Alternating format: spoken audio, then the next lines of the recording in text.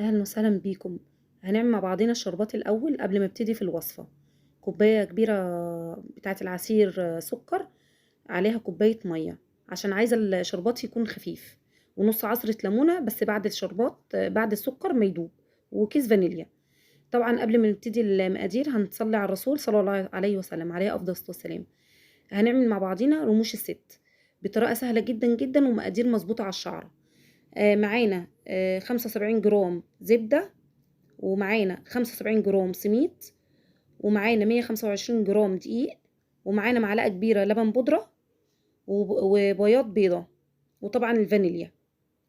هنبتدي الأول بمعلقة اللبن البودرة.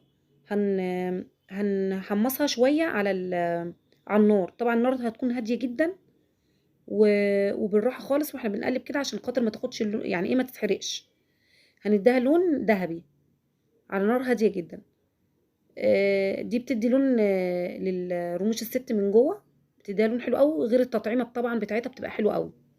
هنحط اللبن البودره اللي احنا حمصناه على النار على الدقيق. الدقيق قلنا 125 جرام دقيق. طبعا اللي حابب يضاعف الكميه ضعفها، بس انا عامله لكم مقادير ايه قليله الاول. هنحط ذره ملح، وهنقلبهم مع بعضهم كويس. هنضيف دقيق السميد، كده 3 معالق، 4، 5، 6 معالق، اللي هي بمقدار على الميزان 75 جرام سميد.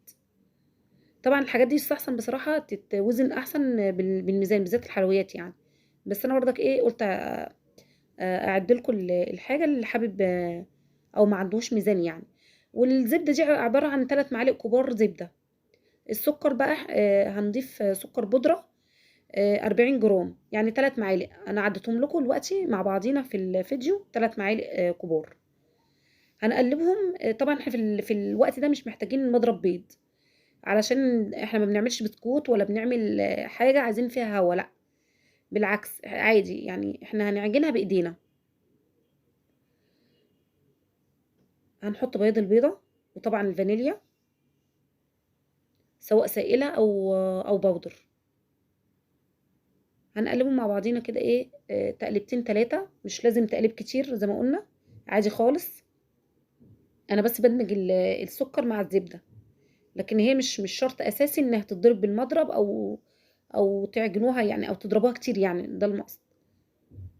هنضيف الدقيق عليها وهنعجنها. طبعا اول ما نحط الدقيق مش هنعجن كتير، هنقلبها بس ايه، المكونات بس تدخل مع بعضيها، عشان تقلبها كتير هيخليها تنشف معانا وما تشربش الشربات كويس، علشان فيها دقيق سميد.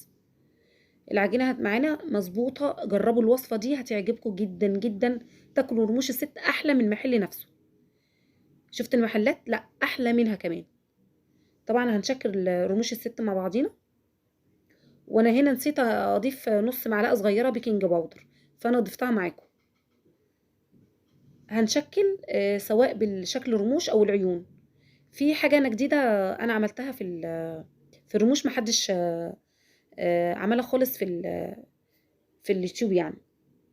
اللي هي ايه، رموش الست انا حشيها جبنه كيري، اللي هي جبنه نستون. انا دلوقتي بحشي معاكم واحده اهيت، حطيت فيها جبنه، اللي هي جبنه مزارع دينا. بفرد يعني هي حتى الكاميرا مش جايباها قوي. بفرد العجينه اللي هي بتاعت الرموش الست اهي معاكم، وحته الجبنه اهي، وبقفلها حته صغيره، وبقفلها طبعا عشان ما تبانش، عشان ما تفكش في البتاع. هي ما بتفكش على فكره، بس جربوها طعمها حلو قوي. بالجبنه اللي هي النستون، بجيبها مزارع دينا، او اي جبنه نستون طعمها المهم يعني يكون طعمها حلو، طعمها غني، يعني نوع نظيف يعني من الاخر. بس هنشكل التشكيلات مع بعضينا بالشوكه.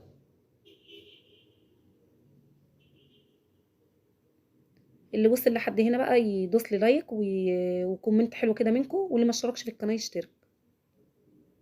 وانا طبعا بحبكم في الله، وشكرا لكل اللي كتب لي كلمه حلوه، متحرمش منكم يا رب. بس انا وريت لكم تشكيلتين، ممكن تعملوها بالسكينه وممكن تعملوها بالشوكه.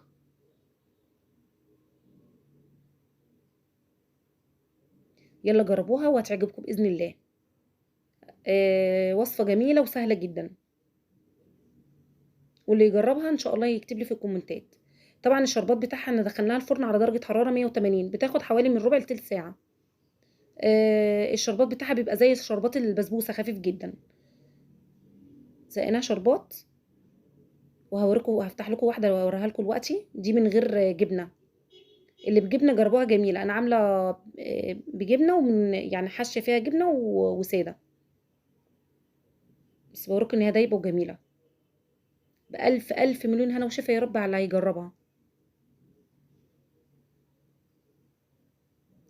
دي حاطة عليها فستق من فوق وحاشيها جبنة، طعمها حكاية، طبعًا تتاكل باردة، أي حلويات شرقي بتتاكل باردة. مع السلامة، مع السلامة.